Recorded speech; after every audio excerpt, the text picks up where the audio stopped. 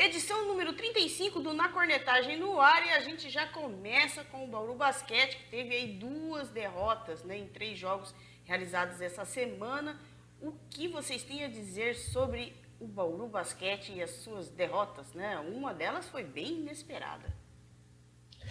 Não parece, né? Mas segunda-feira passada tínhamos 3 invictos no NBB. Parece que faz tempo, mas foi só 7 dias atrás. A gente tinha ali Flamengo, Bauru e Paulistano sem nenhuma derrota. E logo na terça-feira o Flamengo já tomou uma lava do São Paulo, foi dominado ali. Mas vamos falar do Bauru. O Bauru na terça pegou o Paulistano e venceu. Bauru teve uma vitória na semana, apesar das derrotas terem sido muito mais impactantes. Contra o Paulistano, o time dominou o primeiro período, deu um sufoco no Bauru, mas aí depois na segunda metade, primeiro tempo, perdão. Mas aí na segunda metade, o Léo Figueiró encaixou a defesa, encaixou o time, atuações sensacionais do Alexei e principalmente do Alex Garcia no segundo e no último período, e o Bauru venceu com uma diferença de 20 pontos do Paulistano, nem parece que tinha sido dificuldade no começo do jogo, foi uma boa vitória, uma vitória esperada, talvez com um domínio até maior do que eu pessoalmente imaginava, mas foi uma boa vitória, uma convincente do Bauru também para espantar aí o fantasma do Campeonato Paulista, né, quando o Bauru foi eliminado na semi pelo Paulistano. Mas aí na quinta veio o Pato. E a impressão no jogo do Pato é que já estava todo mundo com a cabeça no jogo contra o Flamengo. Só que esqueceram que do outro lado o Pato está bem melhor esse ano, apesar do elenco mais simples, mais reduzido em termos financeiros, mas o Pato está conseguindo engrossar vários jogos contra as principais equipes do NBB. Venceu a Unifacisa, dificultou muito a vida do São Paulo, depois do jogo contra o Bauru, dificultou muito a vida do Paulistano, e foi assim com o Bauru. Bauru teve muitos erros, estava meio fora de foco, até encontrava os arremessos que precisava encontrar, os arremessos livres, só que não acertava, a bola não caía, eu perdi a conta de quantos arremessos de 3 livre, fácil de acertar, o Bauru perdeu. E aí o Pato jogando a 110%, conseguiu levar o jogo para o último lance, para a bola decidir no último lance, e ali o Isaac Thornton foi de uma felicidade absurda. O Mateuzinho do Pato passou para o americano estava bem marcado pelo Alexei e conseguiu acertar a bola. Mas foi um jogo que deu tudo errado para o Bauru Basquete e tudo certo para o Pato. Algumas bolas também, principalmente do Mateuzinho, foram bolas quase que espíritas. Sabe? Claro que não tira o demérito do bauruense, que foi muito mal no jogo, mas o Pato também deu muita sorte. O problema é que aí no sábado, no Bauru e Flamengo, em 2 minutos de jogo, o Flamengo estava com 10 pontos na frente já, e aí não tem muito o que dizer, foi um baile. O Flamengo abriu 20 pontos no primeiro período e depois só administrou. O Bauru pode falar que equilibrou depois, até tentou aproximar, mas o Flamengo não teria topado, não teria aceitado algumas bolas do Bauru, não teria aceitado algumas trocas, se não tivesse uma vantagem de 20 pontos construída no primeiro período. Foram 2 jogos muito ruins do Bauru, em que a falta do Gabriel Jaú foi muito sentida. Dikembe voltou à estaca início do Paulista, muito mal nas partidas. Tyrone também não foi bem. Na prática, meio que só salvou o Alexei e o Alex. O Graham foi muito bem contra o Pato, depois contra o Flamengo já foi bem mais discreto, o Gui Deodato também, e João Pedro e Alexei Patrício praticamente nem foram utilizados. Eu estava chamando a atenção disso há várias semanas já, e não só aqui no Na Cornetagem, em outros programas também. Engana-se quem pensa que a rotação do Bauru é longa. Não é. Ela foi montada para ser longa, mas a gente já viu que João Pedro, Alexei Patrício e o próprio Dikembe não são efetivos em quadra. 2 deles não são utilizados, o Dikembe quando entra vai mal. Aí quando você perde o Gabriel Jaú ainda, o negócio fica ainda mais curto, não tem alternativas esse time. Então, situação complicada. É bom ligar o alerta ao Bauru Basquete aí para as próximas rodadas. Permita-me discordar do colega nesse ponto aí. Eu não concordo muito com essa questão que a rotação bauruense não é longa. O João Pedro entrou contra o Paulistano e foi muito bem. Ele teve um papel tático muito importante na vitória, na virada no segundo tempo contra o Paulistano. O Léo Figueiró resolveu colocar para fazer a função que o Gabriel Jaú vinha fazendo, e ele fez muito bem no segundo tempo contra o Paulistano. Tanto é que o Alexei, que estava mal no jogo, voltou a render e foi importante na vitória contra o Paulistano. Até por isso eu quero aproveitar minha linha de raciocínio, e eu concordo com você que o Flamengo está sobrando no NBB, o Flamengo sobra atualmente no basquetebol brasileiro, mas eu acho que a derrota no sábado para o Flamengo é muito mais erros do técnico Léo Figueiró do que qualquer outra coisa. Por que ele tem feito pouca rotação da equipe? Essa é uma pergunta para ser feita. Se, por exemplo, no jogo contra o Paulistano deu certo. Ele quase não coloca o Alexei Patrício, ele quase não coloca o Emanuel, ele quase não coloca o João Pedro. Aí eu pergunto, então por que escolheu o Emanuel no começo da temporada? Já que ele tinha a prerrogativa de escolher o Pará, o Malaquias ou o Emanuel. Ele optou pelo Emanuel. Por que trouxe então o João Pedro, se ele não está utilizando? E quando utilizou, o menino foi bem. Por que não insiste em utilizar o menino? Por que ele fica querendo sacrificar? E o que eu acho mais grave nesse momento do Bauru Basquete é o processo de fritura com o Dikembe. O Dikembe, todo mundo sabe que não está bem fisicamente. Ele chegou mal fisicamente porque a pandemia tirou completamente o processo atlético do Dikembe. Ok, se o Dikembe está assim, vamos recuperá-lo. Mas não vai se recuperar o Dikembe colocando ele, o urso, no meio das jaulas com os leões e com os tigres. E é isso que o seu Léo Figueiró está queimando o Dikembe. Aí é um grande erro do treinador. O Dikembe, pela condição física que ele se apresenta, ele não pode estar jogando 15, 20 minutos como ele vem jogando. Ficou nítido no primeiro quarto contra o Flamengo. O Flamengo ganhou o jogo com o Rafael Recharmer em cima do Dikembe. Qualquer torcedor, qualquer pessoa que sabe o beabá do basquete... Opa, tivemos uma queda de Rafael. Segue aí. Não, mas continuando, realmente, eu concordo que o João Pedro foi bem, mas ele não vem sendo usado. Na prática, a rotação está curta, porque ele não está sendo usado. Aí é um ponto. Aí é um ponto. A rotação é curta ou o Léo Figueiró está tornando a rotação curta? Beleza, eu concordo. Mas que a gente tem 7 atletas sendo usados por jogo é inegável, é só ver os números. É nesse ponto que eu quero dizer. Se dá para usar, aí é um ponto. Eu queria entender, eu não estou vendo os treinamentos do time, até porque boa parte deles estão sendo fora de São Paulo, mas eu queria também entender como que o João Pedro pode estar tão mal assim para não tomar o lugar do Dikembe, para não até aliviar a situação do Dikembe. Tá? A gente vê o Dikembe jogando um monte, igual o Rafa falou, e o João Pedro nada, certo? Então, são coisas que precisam ser definidas também, que eu tenho essa curiosidade aí. Vai completar, Rafa? Não, eu acho... embora a gente tá discordando em algumas coisas, na verdade a gente tá pensando mais ou menos o mesmo. Né? Talvez foram colocações, porque eu acho que o grande questionamento a ser feito nesse momento não é pro Dikembe. Ele sabe que ele tá mal. Agora, o questionamento tem que ser feito pro treinador. Por que o treinador insiste tanto com o Dikembe assim? Virou um processo de fritura, gente. Não, teve um lance nessa semana, não lembro agora se foi contra o Pato ou se foi contra o Flamengo, que o Dikembe recebe livre embaixo, ele demora para subir, dá tempo do marcador chegar e tirar a enterrada dele. Foi falta, né, mas tirou a bola que seria fácil, né, com o Dikembe numa situação normal.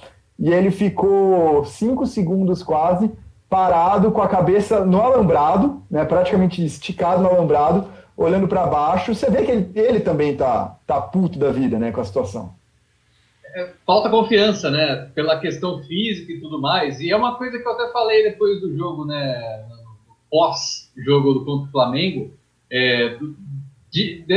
toda essa questão física, né, tem atrapalhado o Dikembe também e pode ser prejudicial até para o desenvolvimento da carreira dele. Então é muito importante que o Bauru, o Figueiró, a comissão técnica, faça um trabalho dedicado para o Dikembe se recuperar fisicamente antes de dar espaço para ele jogar. Até pensando no futuro dele, na carreira dele. A gente está vendo o trabalho que o São Paulo fez, né, na pré-temporada para o Lucas Mariano, né, e com a maneira que o Lucas Mariano está bastante confiante, né, diferente dos tempos em que ele estava até no Botafogo, no Bauru, no Vasco. tá um outro Lucas Mariano por conta desse trabalho que foi feito antes dele entrar em quadra. Claro que isso foi antes também do início da temporada, né? Durante a temporada é mais complicado você ter isso, você deixar, né, de contar com o jogador, ainda mais na rotação bauruense, que eu não acho que seja limitada, mas eu acho que também não tem grandes, não sobra tanto nome, tanto tempo ali para se completar, né? Mas durante a temporada você tem que ver qual o momento que você vai fazer essa escolha, né? Se você vai pensar no melhor do jogador visando os playoffs, né? Você já tem que parar agora, dar um tempo para ele se recuperar fisicamente. Ele precisa perder o quê? Acho que uns 10 quilos, né, mais ou menos.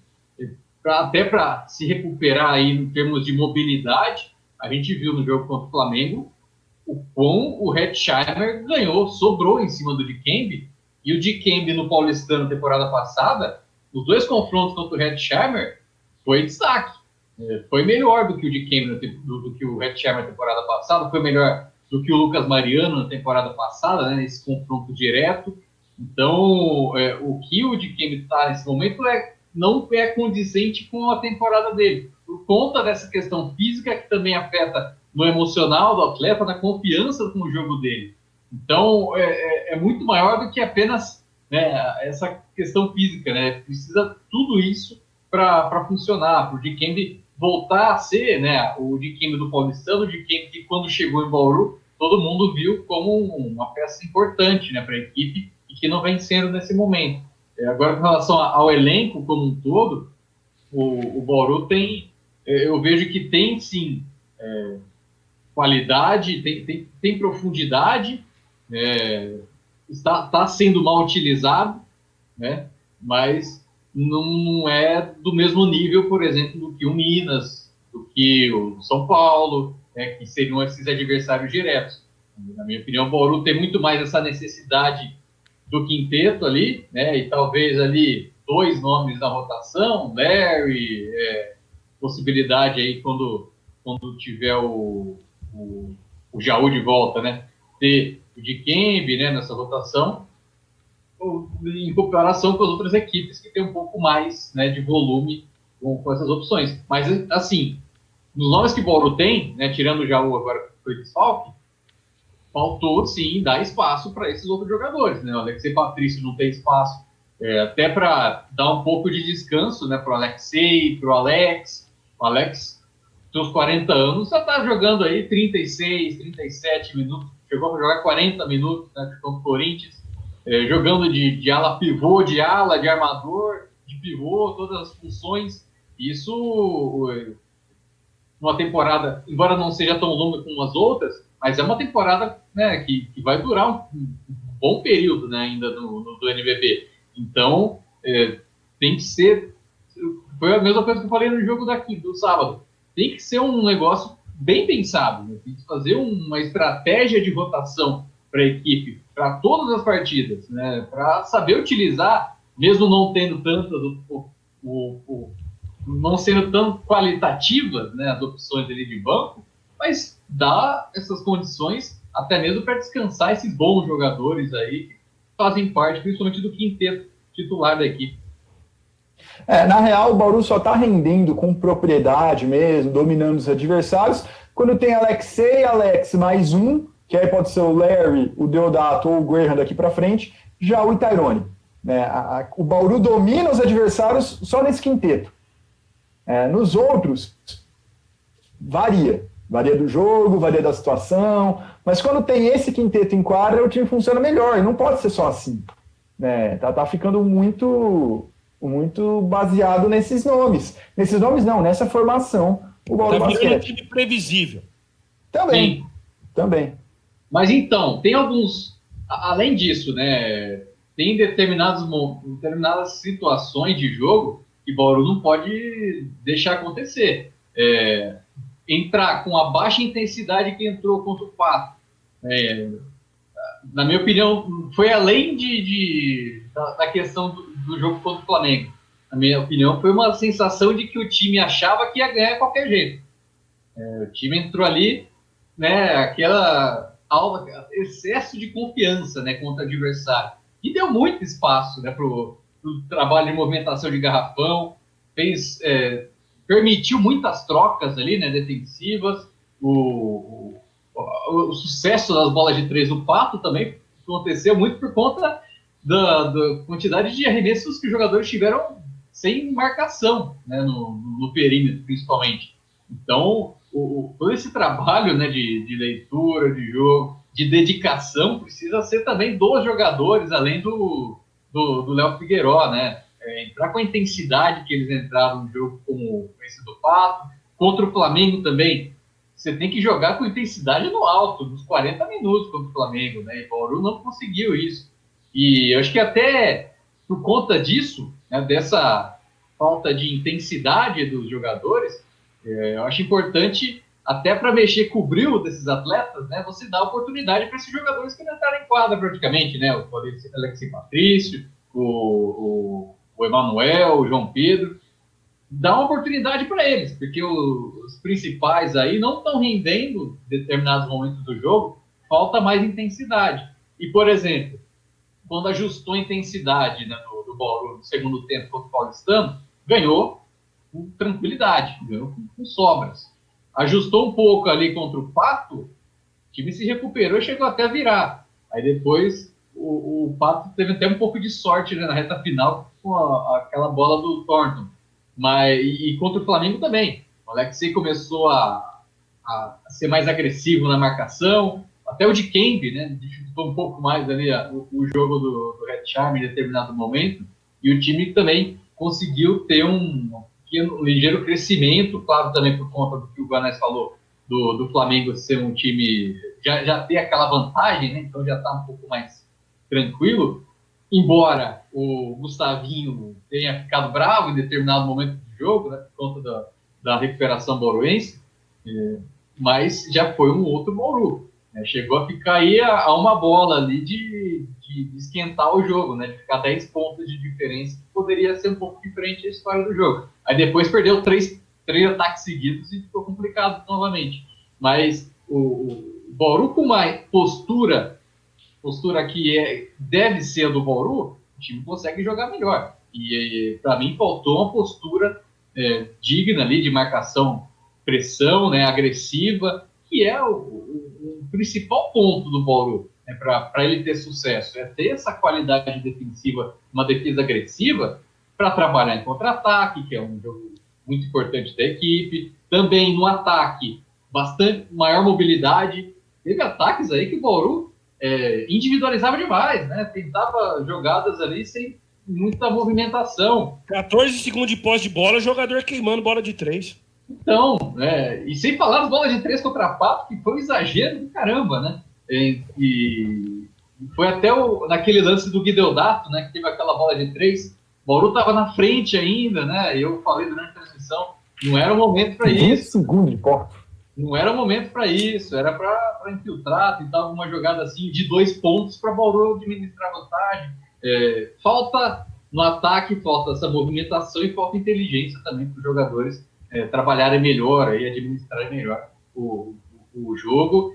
E uma observação, a gente falou com o Léo Figueiró no início da temporada, né, que eu perguntei para ele se não havia necessidade de um jogador maior de cadência, né, para o jogo, que trabalhasse melhor, né, essa questão aí de cadência do jogo, principalmente para jogar no 5 contra 5, e alguns jogos o Bauru conseguiu, né, lidar bem com isso, no 5 contra 5, todo o Corinthians, né, conseguiu, jogou bem até com isso, até por conta da mobilidade do Alexei, os jogadores baixos, fazendo bloqueio, é muito interessante isso. O próprio Guanais já mostrou, né, em outra edição aí na cornetagem, mas faltou.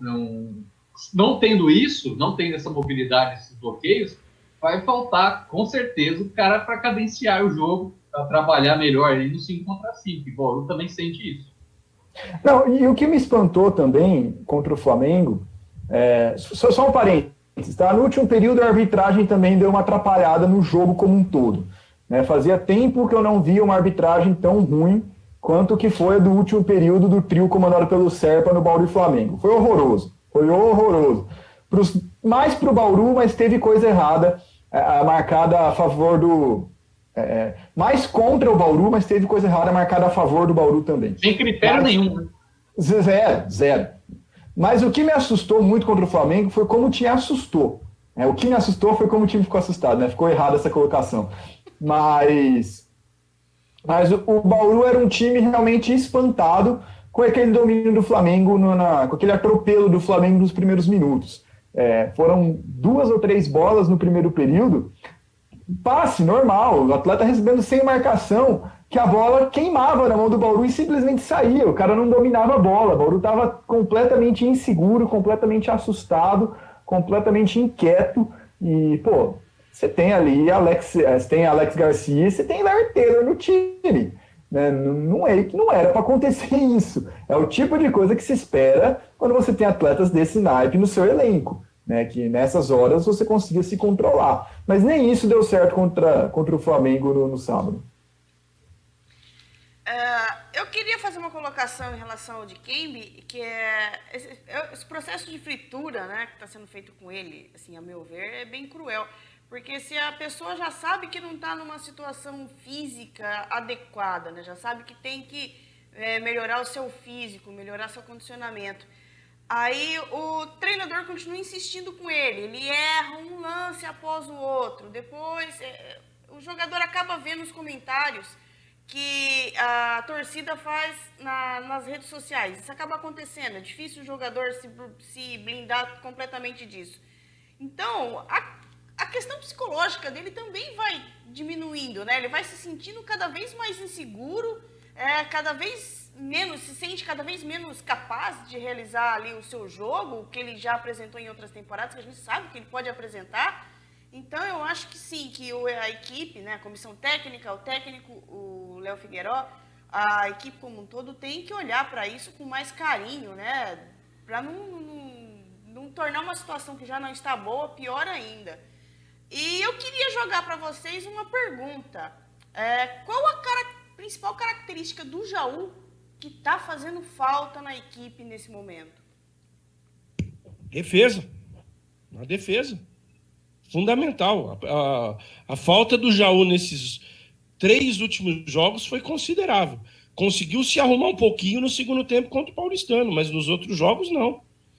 Então, hoje eu vejo um jogador mais próximo para fazer a função que o Jaú vinha fazendo, não que tenha a mesma qualidade, mas um pouco mais próximo, é o João Pedro. Agora, o treinador não coloca. Nos 2 últimos jogos, quantos minutos o João Pedro jogou, Fábio? Quase nada, né? Acho que só no Paulistano. Jogo contra o Paulistano, né? Contra o Pato, ele jogo do Pato e o Flamengo ele não jogou. Não jogou. Essa é a pergunta. Nos 2 últimos jogos ele não entrou em quadra. Sendo que hoje, ao meu ver, é o jogador que pode fazer, não igual, mas um pouquinho mais parecido, até para dar mais liberdade para o Alexei. Porque o basquetebol do Alexei está aparecendo, está produzindo, porque o time está bem na defesa, consegue tomar o contra-ataque, sair na velocidade, aí você tem um armador com essa característica que é o Alexei. Esse é o volume de jogo do Alexei. Agora, você precisa ter uma estratégia para isso. E o Léo Figueiró perdeu essa estratégia. Aqui eu que vou discordar um pouco. Eu acho o Alexei bem mais completo que isso. Ele consegue fazer o jogo no 5 contra 5. E muitas vezes quem rouba as bolas que geram os contra-ataques são eles. Ele é o líder no fundamento nesse NBB. Sim, mas contra o Flamengo ele não fez nada. Não fez. Foi encaixotado ali. Mas eu vejo também uma possibilidade do Emanuel. O Emanuel é o que sempre fez a função que o Jaú está fazendo. Também. O João Pedro, eu acho que ele tem um problema na mobilidade, em comparação ao Jaú, tá? É claro, não estou falando do João Pedro individualmente. Ele não é um cara tão móvel assim e ele não chuta do perímetro, né? Que é algo que o Jaú também faz. Né? Ficar com Dikembe e João Pedro ao mesmo tempo em quadra pode ser um pouco complicado nessa questão aí na hora de abrir. Mas contra o Paulistano não ficou Dikembe e João Pedro. Contra o Paulistano ficou Tairone e João Pedro. Sim, mas geralmente fica Tairone. Mas saiu o Tairone na função do Jaú, né, no caso. Então, por isso que eu acho que seria o Tairone, primeiramente, mas como o Tairone geralmente está em quadra na função do Dikembe, né, sobra o Manuel. Cobertor curto, não teve nenhum espaço. E o Jaú realmente é o fator defensivo, é o fator de ser um cara que tem a confiança do time. E a gente vê, eu também falei isso semana passada, eu não esperava que ia acontecer tão rápido. O Dikembe fez 3 faltas rapidinho contra o Flamengo, que ele teve que voltar no final. Pô, aí também não tem quem pôr, sabe? Aí tem que ficar com o Dikembe. Né? Então ficou curto. Sem o Jaú ficou mais curto ainda. Eu falo disso. Mas você está falando o Tairone que ficou pendurado logo, aí teve que botar o Dikembe no jogo. Isso. Você falou de quem? Não, é o contrário. Perdão. Tairone. Desculpa, Tairone. Muito nome gringo. Na minha opinião, acho que além da questão defensiva, que é muito importante também, e também faz parte dessa questão defensiva, os rebotes, né? O Jaú é o principal, tem sido, né, o líder ali de rebotes da liga, inclusive, e contra o Pato, né, o Pato teve 14 rebotes de ataque, né, e contribuiu bastante ali para o volume ofensivo que o Pato obteve, né, você ali sem um jogador de presença de garrafão, ou que deveria ter, em tese, né, presença de garrafão, que é o Dikembe, o Tairone sobrecarregado, né, o Alex tendo que jogar muitas vezes na 4, né, de ala pivô, inclusive a gente fala, né, do Emanuel, fala do Tairone, né, quem substituiu o Jaú foi o Alex, né, na função ali. Então, faltou essa questão dos rebotes, principalmente contra o Pato, né, que cedeu muito rebote e conseguiu pegar rebote. No caso do Flamengo, nem isso, né, era bola de 3 atrás de bola de 3 ali, que ficou difícil até ter uma recuperação de bola ali, mas também é um extra aí que falta, né, também pro Bauru, sem a presença do Gabriel Jaú. Agora... E os números do Bauru contra o Pato são camuflados, porque teve um lance que o Bauru conseguiu 4 rebotes ofensivos. No mesmo lance, arremessa, pega, arremessa, pega, arremessa, pega. Então ainda não foi o que os números mostram. Agora fazendo um pouquinho aqui, dando voz um pouquinho aqui aos nossos internautas, né, que até durante as transmissões algumas pessoas estão batendo nessa tecla.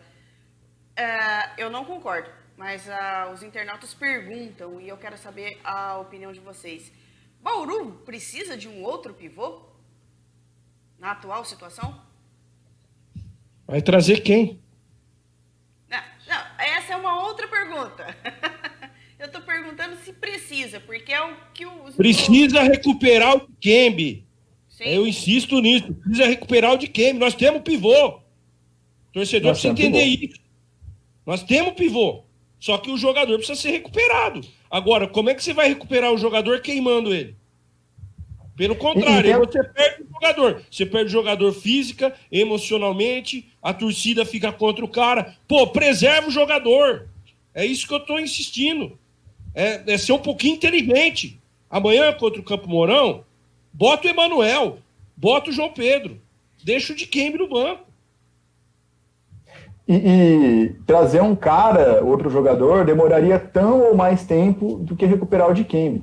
Porque no mercado nacional não tem ninguém, né? Você podia ainda falar, putz, tinha o Leozão, né? Que ainda, vamos lá, né? Tinha o Leozão, mas que não tem mais. Então, trazer estrangeiro, vocês viram. Vai demorar 3, 4 meses, como demorou o Zac. O cara vai chegar pro playoff. O Franca desistiu do Oblivi por causa disso. O Franca anunciou o Jamal e o Green, e todos davam como certo o Oblivi, o panamenho que enfrentou o Bauru, o Brasil na American Cup. Largou mão, porque o cara ia estrear em abril. Não, mentira, mas ia demorar muito para ele estrear. O Franca largou mão. Então, vai ficar só com o Jamal e com o Green. O Bauru seria mais ou menos a mesma coisa. Estourou a bolha do NBB? Então, né? Tivemos bolha, primeira, né? Esse é um assunto mais grave que o momento ruim do Bauru Basquete, que eu não acho que é tão ruim assim. Dá para você recuperar. Agora, esse problema aí dos casos de Covid no NBB me preocupa. Me preocupa porque ontem o cúmulo do absurdo, o jogador do Brasília passou mal, aí viram que o cara estava com Covid, aí eu pergunto, será que nenhum outro jogador do Brasília ou do Franca pegou também durante o jogo? Então, essa é a grande questão. Para contextualizar para quem está ouvindo, né? Tivemos aí na última semana Gabriel Jaú testando positivo pelo Bauru, 8 atletas do Corinthians testando positivo para a Covid-19. Lembrando que Corinthians e Bauru se enfrentaram semana retrasada, né? E logo depois o Corinthians jogou com o Unifacisa também, não jogou? Jogou. Então, aí precisa ver, algum jogador do Unifacisa pode ter pego também. Senão pode. Aí na sexta-feira, o Danilo Monteiro do Brasília testou positivo e veio o caso que mais chama a atenção, né? Que mais salta aos olhos. O Gabrielzinho, armador do Brasília, que jogou 22 minutos contra a Franca, domingo à 1h, após o jogo, sentiu-se mal, fez um teste e deu positivo, ou seja, ele jogou com o Covid contra a Franca. Ele testou negativo na sexta, tá? Ele fez o teste na sexta, ele testou negativo, e que era o teste do protocolo, né? Que era que o protocolo existia, só que 48 horas depois, quando ele deveria fazer um outro teste, que os testes são para serem feitos de 2 em 2 dias, tinha jogo, e aí ele jogou. E o teste que ele fez depois da partida contra a Franca não foi protocolar, foi um teste extra porque ele ficou ruim, tá? Porque ele se sentiu mal. E o mais impressionante de tudo até agora, eu não tive essa informação ainda, de que Franca e Brasília foram testados após o teste positivo do Gabrielzinho. O time do cara e o time que ele enfrentou ainda não foi testado, não tinha sido até ontem à noite, não sei hoje. Não tinha sido testados. E o Franca joga agora, velho, joga amanhã, já contra o Caxias. Porra, velho, sabe, não dá. Até ele ter jogado com a questão positiva, com o Covid no corpo, assim, não é que não seja culpa do Brasília, mas nenhuma equipe também vai sair fazendo teste extra, sendo que a liga não exige, tá? Até deveria, mas não vai. O cara tinha feito o teste 2 dias antes, né? O problema é o protocolo que dá essa brecha, que dá essa margem. Mas, pô, e depois, velho? E depois não teve. Vai, é problema isso aí, hein? Vai dar problema isso aí. Eu faço mais uma pergunta. E as equipes que enfrentaram o Corinthians? Como é que está a questão do teste desses jogadores? Então, porque aí, de repente você pode surge uma bola de neve. Porque se o Corinthians jogou contra Bauru, por enquanto a gente só tem um caso aí confirmado do Jaú. Mas se tiver mais jogador de Bauru nos próximos dias convidado, a possibilidade de terem jogadores do Pato também com Covid, jogadores do Flamengo com Covid, jogadores do Paulistano com Covid. Olha a bola de neve que é isso aí, gente. A gente viu isso acontecendo. Quem mais o Unifacisa enfrentou? Quem mais o Unifacisa enfrentou além do Corinthians? Mogi. E eu acho o basquete mais complicador porque os caras estão no mesmo lugar, estão jogando mais que o vôlei. Sim, mas no vôlei, você vê, o Bauru jogou com o Osasco, com o São José dos Pinhais, e todas essas equipes aí, após o jogo com o Bauru, acabaram num teste e acabaram dando positivo. Várias atletas contaminadas. E olha porque fica cada um de um lado da quadra, né? Mas a gente tem que levar em conta que, por exemplo, a bola vai de um lado para o outro, né? Então, não tem como parar no meio da jogada, higienizar a bola e seguir a jogada. No basquete ainda tem um contato físico, é mais complicado ainda. Esses números, esses casos vão aumentar com certeza. E tem mais uma agravante, eu não sou expert, eu não sou infectologista, mas a gente pode ouvir um infectologista.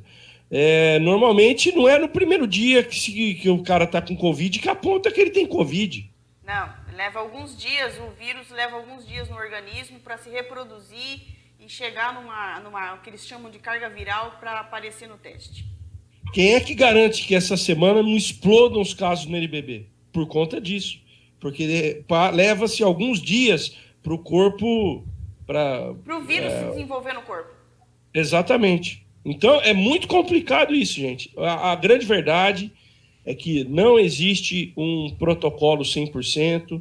A Liga até quis se vangloriar na semana passada para fazer uma uma rivalidade aí com o vôlei, que o protocolo dela era excepcional. Não é.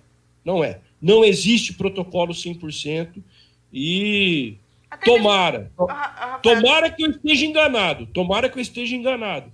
Mas eu estou com a nítida sensação que vão explodir nos próximos dias os casos de Covid no NBB e o campeonato vai ter que parar. até mesmo porque o protocolo ele não depende só, né, da bolha que foi criada, ou então de como está sendo organizado o campeonato. Tem outras questões aí, tem outras variantes, às vezes não são detalhes pequenos, mas que a gente acaba não percebendo.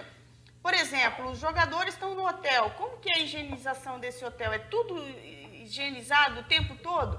Eu acho que não. Eu acho que o hotel não vai gastar rios de dinheiro com higienização de tudo a cada 5 minutos. O ônibus que esses caras andam. Mas o ônibus aí, por exemplo, o Bauru tem o seu próprio ônibus, aí é uma questão teoricamente um pouco mais fácil de você contornar. Você pode higienizar o ônibus antes dos jogadores entrarem, higieniza a hora que eles saem do ônibus, entram no ginásio, e depois, a hora que, sabe, dá para fazer alguma coisa, porque aí é um controle maior do clube. Agora eu vou fazer uma pergunta porque eu não tenho acesso, a liga não permite. Mas nesses ginásios onde estão acontecendo jogos, cada equipe tem um vestiário próprio? Não, isso está no protocolo. Isso é questão dos ônibus. Se está sendo feito, eu não sei. Tá? Aí eu já não sei, não estou nos ginásios, não estou vendo. Também não sei de ninguém que tenha falado isso, mas isso está no protocolo. Dessa higienização entre os jogos das equipes, até porque só pensar no caso do domingo, né? Do Brasília e Franca, que tinha o Gabrielzinho, foi o primeiro jogo do dia. Depois ainda teve outros dois. Teve São Paulo e Caxias e teve um outro que eu não me recordo agora no meio da tarde. Então, isso aí acabou o campeonato. Pinheiros e Cerrado. Isso. Aí acaba o campeonato, né? Se não higienizou, acabou o campeonato. Isso a gente vai descobrir daqui a pouco. Então, tem um outro detalhe também. Por exemplo, esses jogadores vão sentar num salão, seja de um restaurante ou até mesmo do próprio hotel, para se alimentar. E as pessoas lembram de higienizar as mesas, né? Os utensílios que vão ser ali usados para alimentação, mas as pessoas geralmente não se lembram de higienizar, por exemplo, as cadeiras. E você senta, você põe a mão nas costas da cadeira, se a cadeira tenha, né, o braço da cadeira, você põe a mão ali. Já pararam para pensar que as pessoas não lembram de higienizar as cadeiras num restaurante, numa lanchonete? É só a mesa. Já pararam para pensar nisso? Então, é uma questão falha até da atitude nossa em relação à higienização. A gente não higieniza tudo como deveria. Algumas coisas, alguns detalhes acabam passando e às vezes são nessas pequenas superfícies que às vezes um jogador nem foi para balada, nem teve a sua escapadinha, né, entre um treino e um jogo, entre um treino e outro, entendeu? Às vezes ele está ali no restaurante, tá junto com seus companheiros ali, acaba pondo a mão em cima de uma superfície que não foi higienizada. Isso é complicado. Só falar aqui, né, o chamado protocolo convencional, né, para todos, né, que quando tem caso de coronavírus, de teste positivo para Covid, é que as pessoas que tiveram contato com a pessoa que testou positivo, que fique de quarentena por 14 dias. 2 semanas, né? Até pelo que foi calculado, seria esse o tempo aí que poderia acontecer, né? A testagem positiva, né? Poderia acontecer aparecer, né? Sintomas e tudo mais para ser, de fato, caracterizado aí o coronavírus. Isso não vai acontecer, isso não está acontecendo. Você não vai esperar isso acontecer, né? No esporte. No basquete, por exemplo. Quando foi testado positivo o Gabriel Jaú, né? Quem era o companheiro de quarto do Gabriel Jaú, por exemplo? Ele ficou de quarentena? É isso que eu ia falar. Não sei quem foi, mas eu sei quem é o companheiro de quarto do Gabriel. É o Caio Torres. Olha nos próximos jogos se ele vai ficar de fora. Só observa, que é o que eu sei, que ele estava junto com o Gabrielzinho. Sim. Então, tem tudo isso, né? O mais ideal seria ter 14 dias para todo o time que desse positivo tinha que ficar 14 dias de quarentena. Isso não vai acontecer. Né? Mas os clubes, Fábio, os clubes são culpados, porque eles assinaram um regulamento em que, se tivesse casos de Covid, as partidas não seriam remarcadas, e sim WO. Então, aí a gente falou isso quando saiu, né, esse documento, a gente comentou. E era um negócio que ia dar pano para manga, né? Ia dar pano para manga o regulamento, eu penso que o regulamento tem que ser cumprido. Os clubes assinaram. Agora tem, né? O Corinthians vai perder por WO, e seja lá o Brasília, se tiver que perder por WO, vai perder. O problema é os caras terem colocado isso em questão, achando que nada ia acontecer. E, na verdade, as coisas não aconteceram. Essa foi a questão, né? Eles colocaram isso no regulamento, mas eles não acreditavam que realmente iam ter que usar essa regra, né? Que ela tinha que ser... É muita santa inocência, me desculpe, né? Não dá. Nós estamos vivendo num país aí que a Covid está incontrolável. Embora as pessoas querem fechar os olhos para isso, mas eu acho que o problema da Covid está até maior agora do que estava antes. Porque antes, pelo menos, a população temia. Agora a população não teme mais. É um regulamento que daria certo para conter um surto dentro de uma equipe. Só que a partir do momento que no começo das sedes, várias equipes dividiram os mesmos hotéis. Isso não ocorre mais, tá? Isso foi fruto de reclamação, isso não ocorre mais. Mas aconteceu lá atrás. A partir do momento em que você pegou... Aí, qual foi o primeiro caso mais relevante? Você pegou que o Bauru não ficou inteiro de quarentena depois que o Alex pegou. Que o Marquinhos que o Flamengo não ficou inteiro de quarentena depois que o Marquinhos pegou. Você fala o quê? Que ninguém teve contato com ele? Que ele não treinou? Que ele não jogou? Pelo amor de Deus, né? Talvez, se tivesse sido cumprida a risca com um caso no elenco, a gente não teria tantos surtos assim. Se você pegar o exemplo que deu certo no mundo, que foram os esportes americanos, principalmente o hóquei e o basquete da NBA, né, tá certo, eles tinham milhões e milhões, quase bilhões de reais para gastar nesse negócio. A NBA torrou o que tinha e o que não tinha na Disney para colocar os times lá. Fechou a Disney, só isso. Fechou a Disney. Mas no primeiro... Mas quem teve Covid... Não, pensa, quem teve Covid não foi para a Disney, ou foi um mês depois, e os times, antes de irem para a Disney, ficaram todos isolados, para garantir que todo mundo que chegasse lá não tivesse ninguém. Então, assim, é impossível fazer isso no Brasil.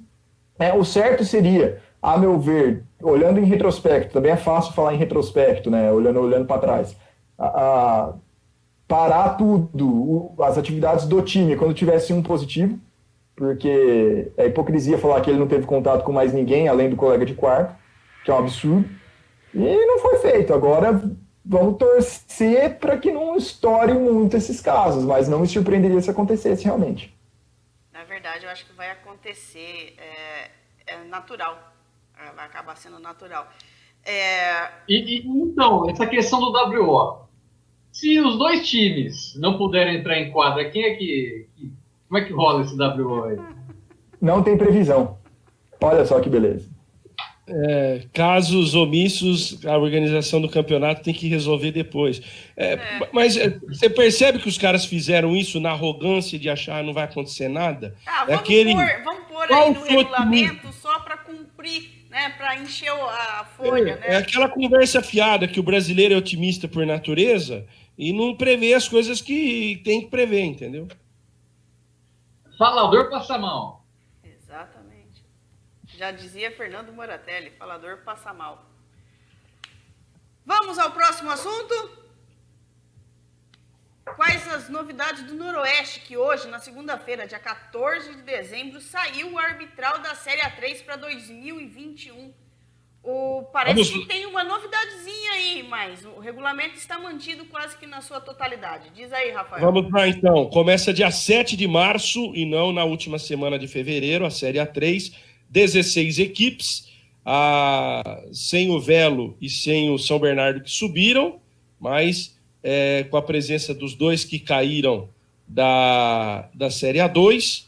é a Penapolense e a Votuporanguense, mais o glorioso São José, a Águia do Vale, que está de volta, e o Bandeirante de Birigui, o Leão da Noroeste.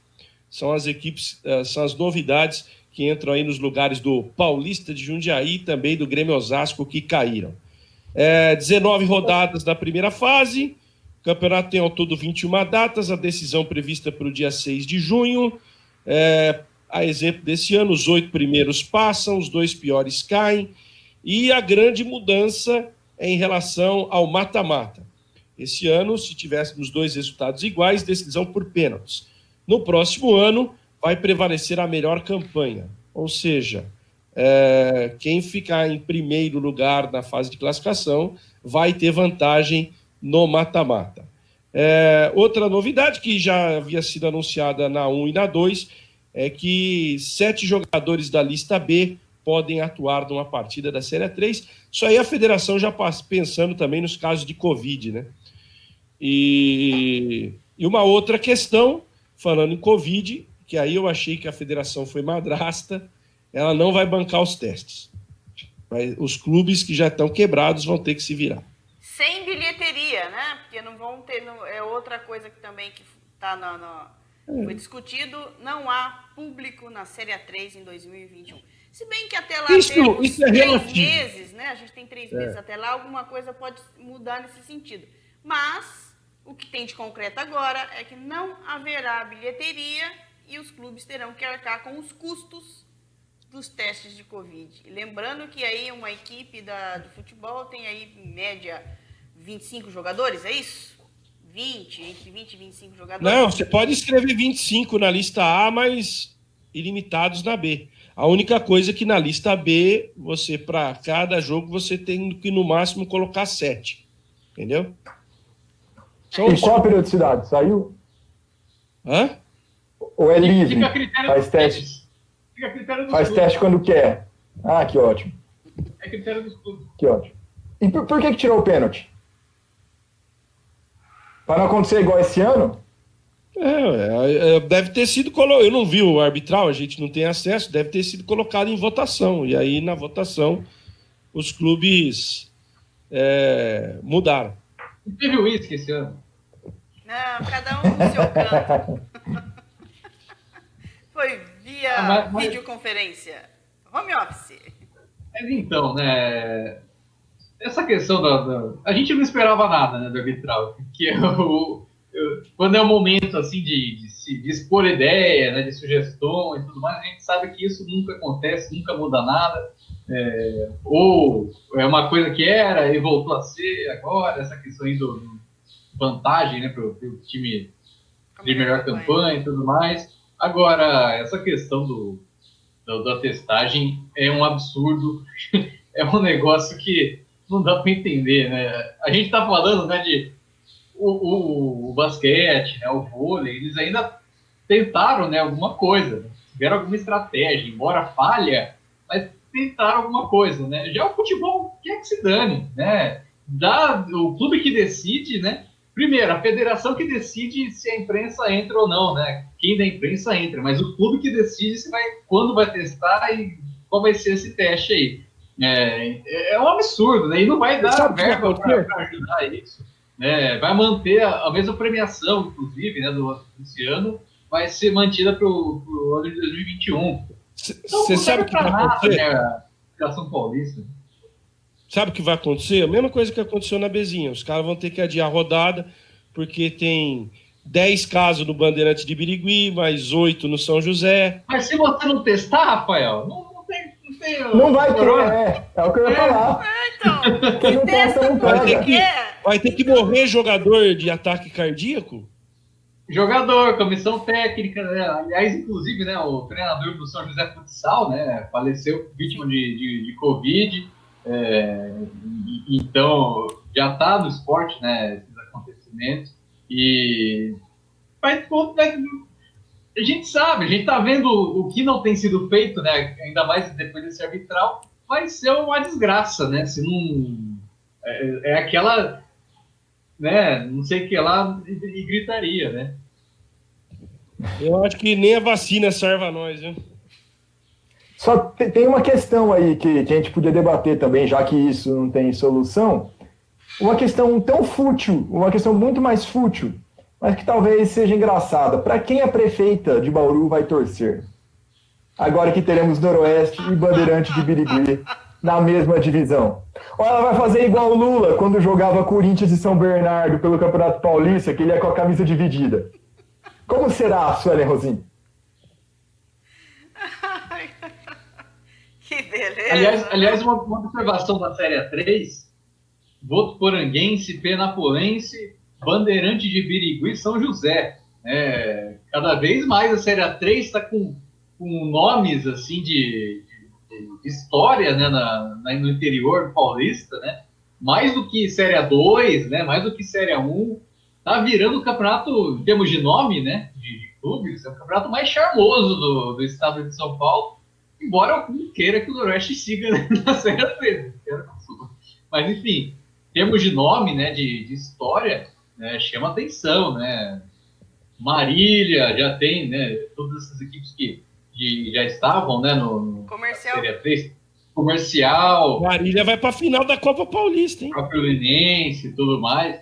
Já tinha nomes, né? Embora também o Belo, né, que seja um time de história, não vai estar, né? Subiu, mas foi reformada, né?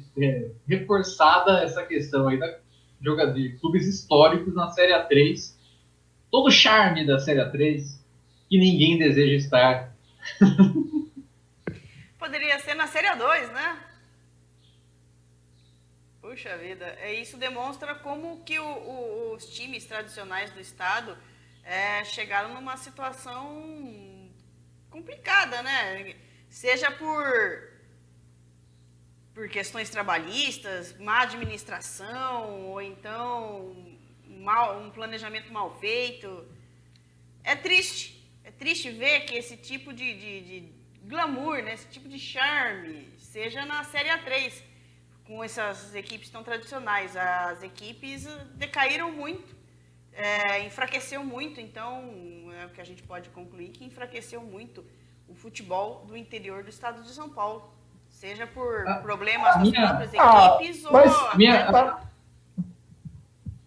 Mas tem o seguinte, né, pô, com 16 times por divisão, também você acaba ocasionando isso, porque você pega a Série A2, salvo alguns clubes ali, tipo, sei lá, Monte Azul, né, a maioria também são equipes extremamente relevantes, históricas no futebol regional, às vezes até nacional, e também acaba faltando vaga. Você vê, o Fábio aí citou 8 times que eles estariam em condições de estar numa Série A2 se ela fosse em 20 times. Noroeste teria subido se fosse 4 no acesso.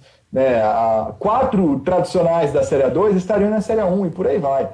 Eu acho que passa um pouco também por isso. O que não deixa de ser preocupante, por exemplo, a situação do Paulista de Jundiaí, do 15 de Jaú, e do Noroeste 5 anos atrás. Então, é óbvio que existem várias distorções, mas tem essa questão do enxugamento do campeonato regional também, sem que se mude a estrutura, apenas o número de integrantes.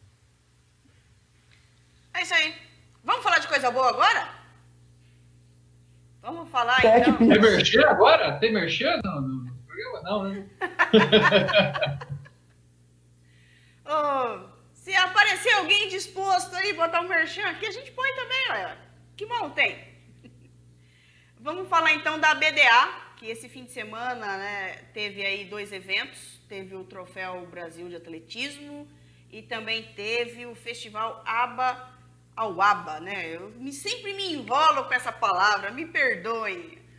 Aba ao Aba é um festival que sempre acontecia na Itália e esse ano aconteceu aqui no Brasil, aqui na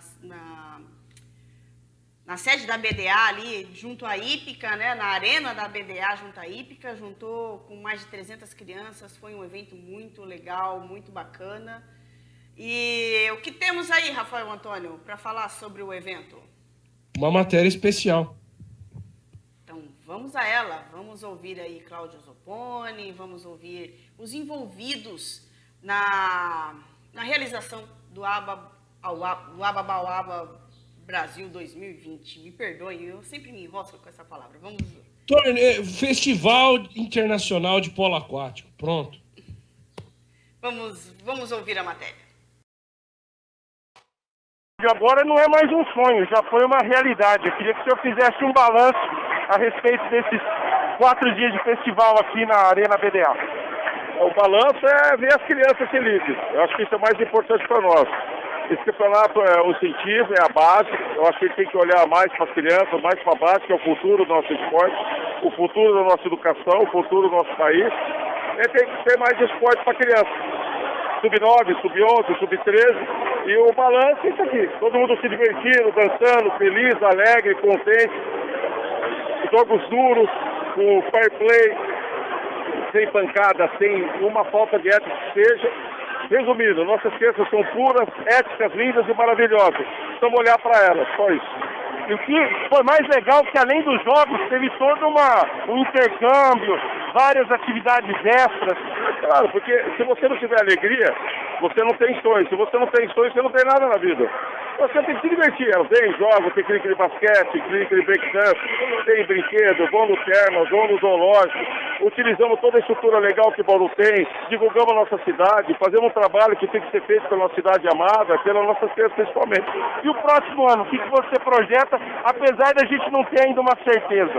A gente tem o controle da pandemia, com certeza nós vamos ter todas as equipes da América Latina aqui com a gente. Era para ter vindo Venezuela, Peru, Chile, Argentina, Colômbia, Equador. Não vieram, mas o ano que vem vão estar com a gente se Deus quiser. O projeto ABDA em si, o que você pode dizer para o ano que vem, não só o polo aquático, mas também a filarmônica, projeto de atletismo. Vamos conquistar mais, porque as crianças são muito nobres e elas são muito felizes. Só com felicidade que conquista tudo. Valeu. Deixa eu aproveitar o embalo aqui, eu vi o secretário de esporte, Alexandre Zwick. Ô Zwick, eu queria que você falasse um pouquinho da participação da CEMEL também na realização desse festival. É um campeonato muito importante, é uma chancela que a BDA conseguiu junto à organização internacional que é na Itália. E para o município é muito importante. E, na verdade, traz receita, traz hospedagem em hotel, com toda a pandemia e com todas as restrições que nós estamos enfrentando, mas é importante que movimenta não só a parte econômica, mas a parte social do esporte, que é o mais importante para a competição, pela categoria que é o Sub-13 aí. E é fundamental que ocorra campeonato para que as crianças sejam sempre motivadas. Como é que foi a participação da CEMEL, inclusive nessa questão de intercâmbio, porque teve várias atividades desenvolvidas também? Nós trouxemos, na verdade, alguns servidores da Secretaria para apoio de logística. A parte de lazer da Secretaria nós trouxemos, brinquedos infláveis, ajudamos também um pouco na parte de transporte e logística, mas a própria organização da entidade, da ABDA, ela se autossustenta. Na verdade, ela completa o município de uma forma aí integral e... Aí a gente ouviu os envolvidos na organização, o seu Cláudio Zopponi, com imagens, né,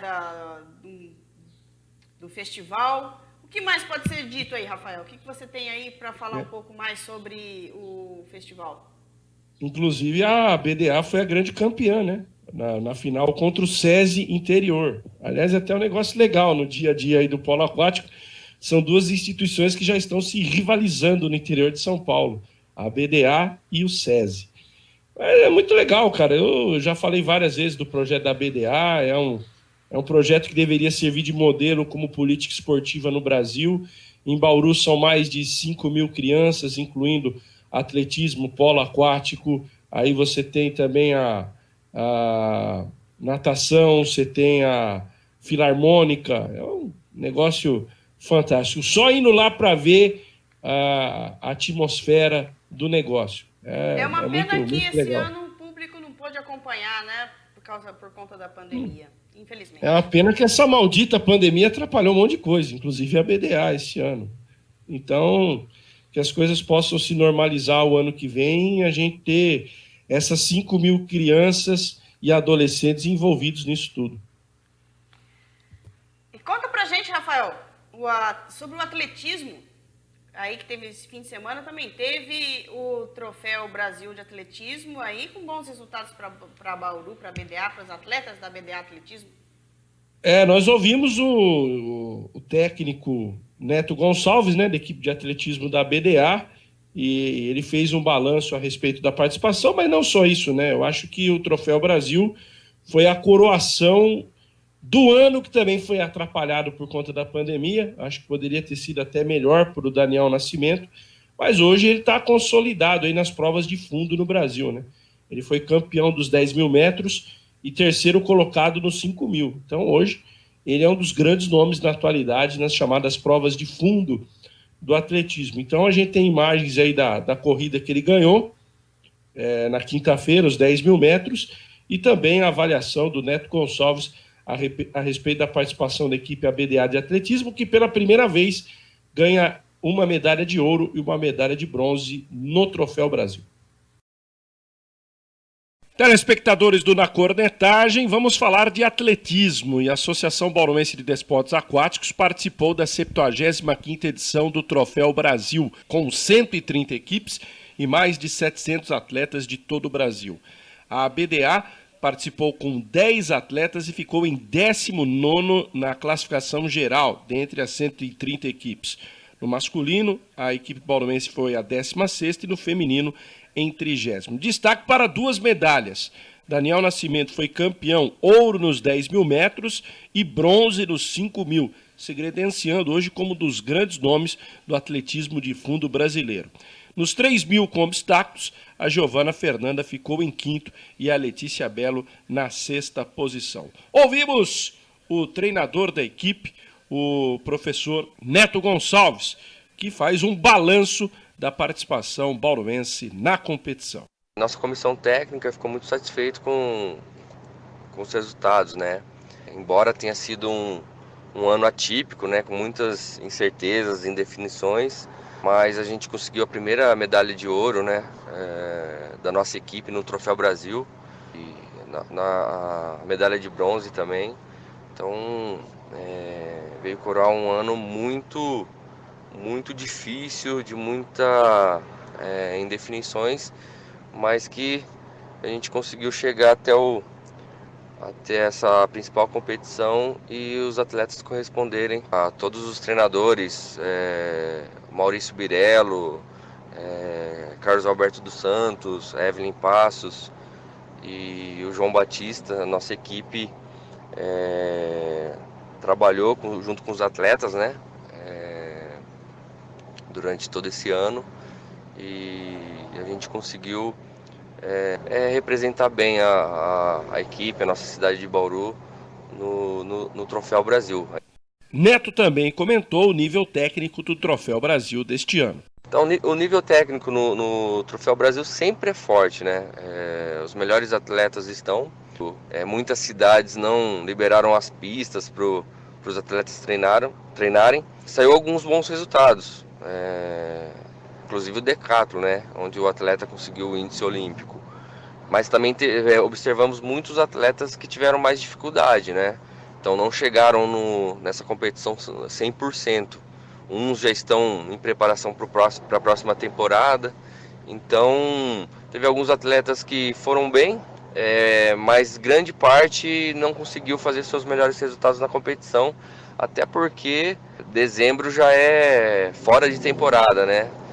Campeonato Brasileiro Sub-23 em Bragança Paulista no próximo final de semana encerra a temporada 2020 do atletismo, bastante prejudicada por conta da pandemia. A gente tem mais uma competição, né? Na próxima semana, é a última da temporada, o Campeonato Brasileiro Sub-23, e depois a gente encerra a temporada, então a gente vai começar a fazer o planejamento para o próximo ano. Ainda tem muita coisa incerta, né?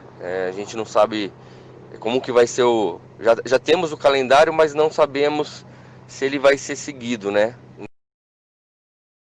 Cara, eu tô muito feliz, cara. Depois de tudo o sofrimento que eu passei, de superar, a superação é aquilo da onde que eu dreno energia para fazer esse esporte tão maravilhoso que é o atletismo. E eu tô muito feliz, quero até agradecer toda a minha equipe que veio trabalhando duro, até me recuperar das lesões, também da parte psicológica é muito importante na parte do atletismo. Não é só correr, 80% é parte física, mas esses 20% são a parte psicológica, que é a parte mais crucial do esporte do atletismo. E eu quero agradecer a tudo mesmo, agradecer a Deus, minha família está me acompanhando na Band Esporte. E depois de 3 anos, conquistar mais uma vez o Troféu Brasil. O Neto, ele é mais do que um educador físico, mais do que um pai, mais do que um amigo, do que um irmão, de tudo, cara. Ele é um cara essencial que está sempre ali dando conselho. É um cara que, para você, ele tem um estímulo de liderança, que tem uma frase que eu guardo comigo: o verdadeiro líder, ele une as pessoas, eles não separam. Então, ele me trouxe ali, me reforçou e me devolveu para o atletismo ainda mais, cada vez mais forte ainda. Não só a São Silvestre, também como a Olimpíada, cara. Eu vou lutar para tentar obter o índice, porque a Olimpíada, para mim, todo atleta é o sonho de chegar a uma Olimpíada. Eu vou continuar trabalhando duro e até a última data lá de encerramento, assim, falar assim: quem não fez o índice não estará mais nos Jogos Olímpicos. Então, eu vou lutar até aquela data. E sobre a São Silvestre, eu quero fazer mesmo uma preparação muito boa, quero verificar ali com o meu técnico tudo, porque eu quero ir treinar no Quênia, porque se for para ser bom, para ser mesmo, tem que ser bom lá fora, não aqui dentro do cenário do esporte brasileiro. Eu quero deixar uma frase de um campeão olímpico, um dia que eu fui comprar o livro dele, que é o Joaquim Cruz. Eu perguntei para ele como que faz para ser um campeão olímpico. Ele me diz apenas assim: nunca deixe de sonhar. Então eu continuo sonhando até hoje. Aí vimos as imagens, ouvimos o Daniel, ouvimos o Neto Gonçalves, que é o técnico. Mais alguma coisa a acrescentar a respeito dessas boas notícias, né? Inclusive é meu joinha, né, da semana. A vitória do Daniel Nascimento, na boa participação da BDA Atletismo, né, no Troféu Brasil, também, né, abrindo também o leque para todas as conquistas, né, referentes ao esporte bauruense, né, nessa última semana, né. Teve também a vitória do Campeonato Paulista Sub-19 do SESI, né, no vôlei feminino. Então, parabéns a todos, né, que conquistaram, né, que brilhantaram, né, levaram o nome de Bauru, né, com as vitórias. Também teve pouco mais atrás, né, a própria BDA mesmo, só que agora na piscina também deu resultados positivos. Então, resultados positivos é complicado agora, né, nessa época, mas resultados positivos de vitórias, né, não de testagem, mas merecido também, né, para todos esses atletas que mostram, né, primeiro, a capacidade que Bauru tem para revelar atletas, né, e que como isso é necessário, né, não apenas para essa questão de dar novos nomes aí para o esporte, os esportes olímpicos do Brasil, mas também, né, para a formação de cidadãos, né, para a sociedade brasileira. Eu acho que essa questão das políticas públicas relacionadas ao esporte é algo extremamente necessário e que a gente vê que em muitas situações isso não é levado da maneira como deveria ser levado. Então, esses resultados mostram, né, já que o brasileiro é resultadista, né, então esses resultados aí mostram a possibilidade, né, que tem aí o investimento no esporte. E a gente vê, por exemplo, né, a Zopone, como investe na BDA e como dá os resultados, como o SESI investe nos esportes e também dá resultados. Então, é muito legal de se ver isso. Até em relação a a conquista, né, do Sub-19 pelo SESI Voleibol feminino, né, essa semana, tem aí no nosso canal uma entrevista com o técnico Zé Izar e com as atletas Zanandria e Laisa, né? São nomes diferentes que a gente fez essa semana. Então, se você quiser curtir, quiser saber um pouco mais sobre como foi essa vitória, sobre as atletas, sobre vários outros assuntos, não que elas pensam para o futuro e tudo mais, né? Como que como que foi para a equipe técnica, né? E colocar essas atletas para treinar em tempo de pandemia e chegar a esse título. Quer saber tudo sobre isso? É só ir lá e ouvir o Por Dentro do Esporte Entrevista. Tem lá a entrevista bem bacana com eles. Aliás, tanto a Zananda como a Laísa, né, já fazem parte ali dos treinos, né, dos adultos, do time adulto. A Zananda acho que tem 17, né, para 18 anos. Já, até na época do Anderson Rodrigues, ele já deu entrevista falando dela, tal, a possibilidade que ela tinha, né, de crescimento e tal. Tem muita jogadora ali que vai crescer nos próximos anos, né, na equipe do César Voleibol. E até em relação a isso, amanhã, pelo menos ao que tudo indica, teremos jogo de vôlei aqui em Bauru. Depois de algum tempo, né? Está confirmado, inclusive é para os senhores se credenciarem. Bom, alguém se habilita a ir acompanhar esse jogo lá no ginásio? Tô fora. Bem que eu vou para uma bucha também, em Mogi das Cruzes também. Não tô muito ileso, não. Não, Rafael, você sai do espeto e cai na fogueira. Não tem escapatória. Torce pelo menos para não chover lá no ginásio. Isso, para você não sair encharcado lá, né? Não precisa levar um bote salva-vidas.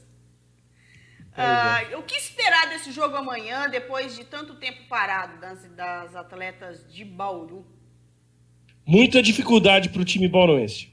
O Minas já era favorito em condições normais, agora com o time que está voltando todo de uma quarentena de Covid, o Minas é disparado o favorito. Eu já gostei muito de apostas esportivas, hoje no momento não estou fazendo, mas eu colocaria um 3-0 para o Minas. A gente viu um Brasília e Osasco no final de semana, o que aconteceu, né? O Osasco com muita dificuldade diante do Brasília, tem uma diferença muito grande de elenco, e o Brasília venceu o Osasco numa situação muito semelhante ao César Voleibol Bauru agora aí, né? O Osasco ficou também vários dias, afastado, né, por um surto de Covid dentro do seu elenco, e na primeira partida não conseguiu, simplesmente não conseguiu, não ia. Ainda levou 2 sets, mas era o Brasília também, né, apesar de ser um time bem ajeitado do Brasília, mas tem uma diferença bem grande quando a gente pensa no elenco do Osasco. A tendência é o Minas passar o carro no Bauru, sem dó. Nada contra a equipe bauruense, sem dó, mas sem também fantasiar, vai conseguir, muito improvável. Foram quantos dias que a equipe bauruense ficou parada? 10 dias, é isso? Ou chegou a ser mais de 10 dias? 10 dias, né? 10 dias sem treinar, com casos de Covid na equipe, se acontecer... E já pega o Minas pela frente. Né? Você já imagina. Eu vou me surpreender se o resultado for diferente de um 3-0. Ó, absurdo. Vai jogar terça, 9h30 da noite, e na sexta, 4 da tarde em Brasília. Quer dizer, acaba um jogo, você está voltando de Covid, aí você tem todo já o problema da volta, aí você faz o jogo 9h30 da noite, digamos, as meninas vão sair do ginásio entre 11h e meia-noite. Aí, no outro dia, cedinho, vão viajar para Brasília, porque tem jogo na sexta, às 4 da tarde. É o nosso calendário. E por que o canal campeão quer às 9h30 de novo? Vai passar a Série B? Não, que é o único jogo da rodada. O canal campeão, ele passa no Sport TV 2 jogos por dia. Só não está passando mais porque tem um monte de jogo que está adiando. Mas aí entra os reprises que ficam lá em cartaz, mas na verdade a televisão tá aquilo andando pro esporte. Ela quer que se dane se o atleta tá doente, se deixa de estar doente. Ela quer atender a grade dela. Se o espetáculo vai ter qualidade, se os times vão ter condição, ela tá pouco se lixando. Eu ia falar palavrão aqui, mas não vou falar. Então é isso. Inclusive, até pelas imagens que eu vi ali da assessoria, o Rubinho não está dando treinos ainda, né? Então, não. O Rubinho passou mal. Aliás, desculpa essa história também, vamos preservar as jogadoras, né? Não vamos revelar quem teve Covid. Bom, é mais fácil dizer quem não teve, né? Quem não teve Covid no César Voleibol? Foram 15, 16 casos, não foi isso? O Rubinho que a gente depois foi divulgado, né, que a gente ficou sabendo, ele chegou a ser internado, até foi para UTI, não teve que ser entubado, mas precisou sim de uma internação na UTI. Já teve alta, mas ainda não está em condições, né? A gente sabe que tem aí um período de recuperação por causa das sequelas, né? O pulmão fica... Volta o ano que vem, gente. O Rubinho ficou numa situação grave. Ele foi... O vídeo dele saindo do hospital era aqueles que a gente vê na TV, com o corredor, todo mundo aplaudindo. Isso, inclusive, foi divulgado ontem, antes de ontem, se não me engano, nas redes sociais. Sim, então, né... Não tem muito o que esperar, né, nesses próximos jogos, inclusive, não apenas contra o Minas, mas contra o Brasília, contra as equipes, né? Tem muito o que esperar e também não tem muito o que cobrar, né? Já estava complicado, né, treinando, aí depois você fica 10 dias sem treino, perde ritmo de jogo, aí desanda de vez. Posso dar meu joinha? Vamos entrar nos joinhas. Já, porque senão daqui a pouco... Batemos mais um recorde na cornetagem. Os meus joinhas seriam iguais do Fábio. Então, como ele já falou, eu vou dar um fora do contexto bauruense. Eu vou dar um joinha para o Wagner Mancini, que queimou minha língua. O Wagner Mancini, eu não esperava nada. Eu vou ser sincero. Eu achei até na época que ele trocou o Atlético Goianiense pelo Corinthians, é uma estupidez dele. Mas na vida a gente também tem que rever conceitos, né? Nem sempre você tem razão. E agora, analisando mais friamente, eu acho que ele foi uma boa para a carreira dele. Ele está fazendo um belo trabalho no Corinthians. Ele conseguiu, com um ou dois ovos, fazer um omelete, com queijo. Ainda não é espetacular, o time do Corinthians não vai disputar título, nada, mas só a satisfação de ter ganho do todo-poderoso São Paulo, que para muitos já é o campeão brasileiro, campeão da Copa do Brasil, foi legal no fim de semana. Então, parabéns ao Wagner Mancini, que ganhou e 1-0 foi pouco. 1-0 foi pouco, era para ter sido mais. 1-0 graças ao Camacho, né? Também. Mas, então, aí tá, não dá para ser o time que tem Camacho, não dá para esperar milagre.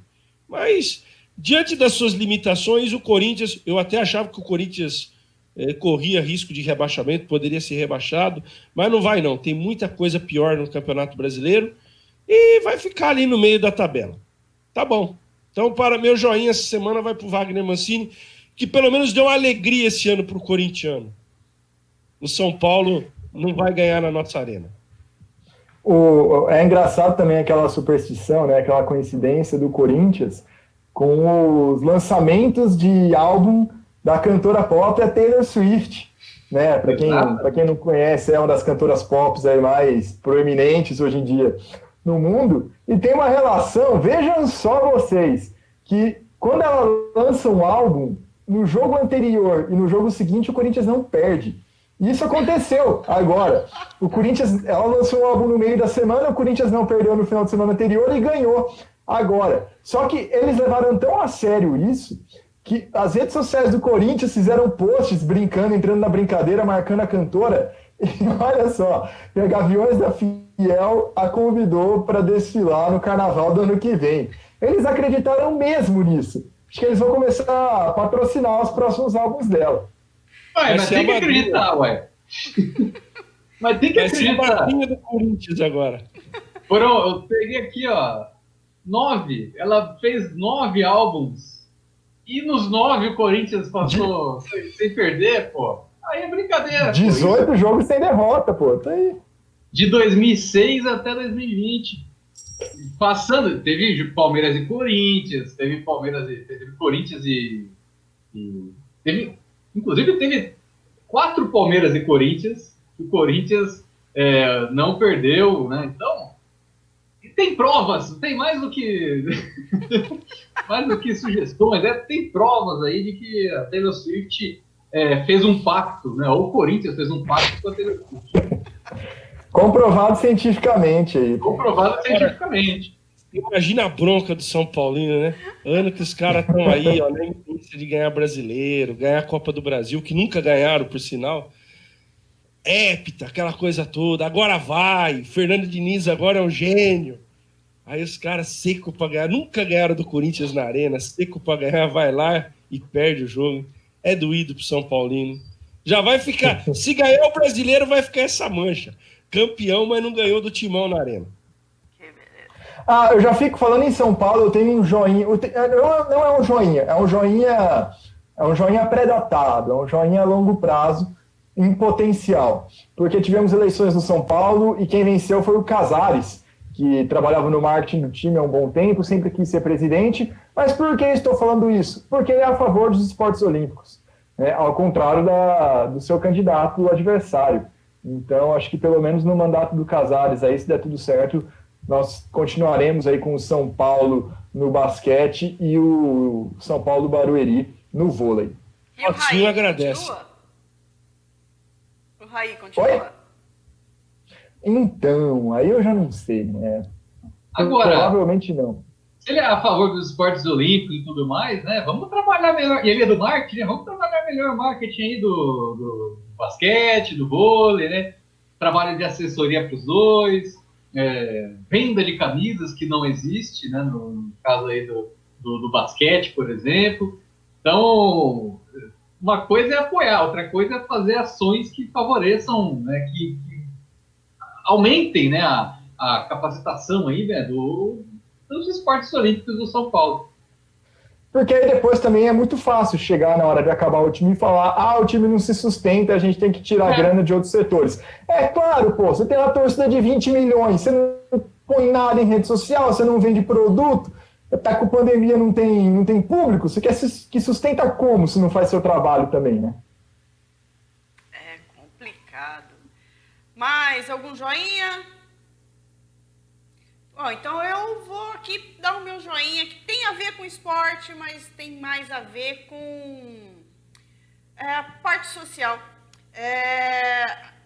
Eu fui lá, né, tanto na abertura, depois no encerramento do Ababauaba Brasil, lá na Arena da BDA, e tem um fato que me chamou bem a atenção, eu fico prestando atenção em algumas coisas paralelas, e me chamou a atenção que o trabalho da BDA com as crianças vai muito além do esporte.